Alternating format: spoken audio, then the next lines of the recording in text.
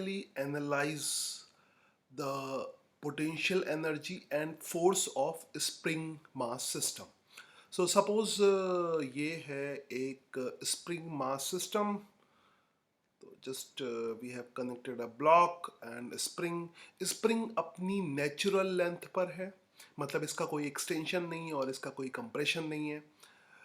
Suppose हम इस position को जिसमें स्प्रिंग नेचुरल लेंथ पे है इसको हम x इज इक्वल टू 0 बोलते हैं, और फिर ब्लॉक को नेचुरल पोजीशन से डिस्प्लेस करते हैं तो स्प्रिंग एक्सटेंड हो जाएगी. ऑब्वियसली हमें कोई एक्सटर्नल फोर्स लगाना पड़ेगा जो हम यहाँ पर नहीं दिखा रहे हैं.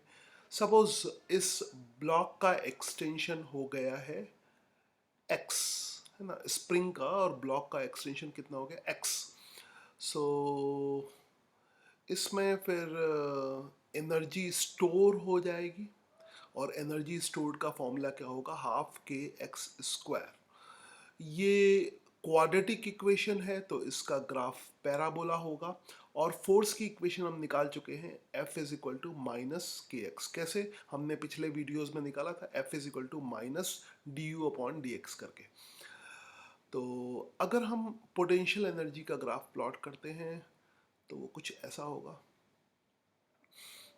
उससे पहले थोड़ा सा यू कैन एनालाइज कि x इज इक्वल टू 0 पे u की वैल्यू 0 होगी और x is equal to plus minus a पे u की वैल्यू प्लस u की वैल्यू हाफ के a स्क्वायर होगी, क्योंकि प्लस a का स्क्वायर भी a होगा और माइनस a का स्क्वायर भी a होगा. Let's draw the graph. And this is just this is mean position and graph mean position पे x की वैल्यू 0 लेनी है. So this is like plus a से माइनस a के. तो मीन पोजीशन से जो मैक्सिमम एक्सटेंशन होता है उसको एम्पलीट्यूड कहते हैं. इसको डिटेल में हम एसएचएम में पढ़ेंगे. तो मीन से एक्सटेंशन हम प्लस a ले रहे हैं और माइनस a ले रहे हैं.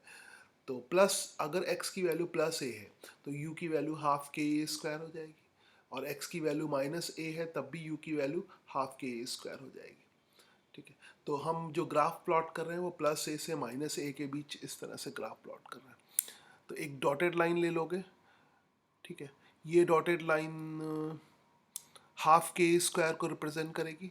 Just draw the graph like this. तो वर्टिकल एक्सिस पे u हो गया, हॉरिजॉन्टल एक्सिस पे x हो गया. Maximum energy, maximum potential energy is half के स्क्वायर, हाफ के स्क्वायर. सो अब इसका अगर फोर्स का ग्राफ देखोगे तो ऐसा नहीं होगा. ऐसा होता तो F is equal to plus k x होता. तो कैसा होगा, F is equal to minus k x का ग्राफ उल्टा होगा. उल्टा, ऐसा नहीं होगा, उल्टा होगा. तो F is equal to minus k x का ग्राफ इस तरह से होगा. ठीक है, नाउ अब हम दोनों ग्राफ को कंपेयर करके इक्वेशन समझ सकते हैं. कौन सी equation, F is equal to minus d u upon d x की. तो यूएक्स कर्व का स्लोप फोर्स को रिप्रेजेंट करता है. यूएक्स कर्व का स्लोप, यूएक्स कर्व का नेगेटिव स्लोप फोर्स को रिप्रेजेंट करता है. तो देखो, तो यहाँ पे देखो फोर्स को रिप्रेजेंट करता है तो फोर्स नेगेटिव है.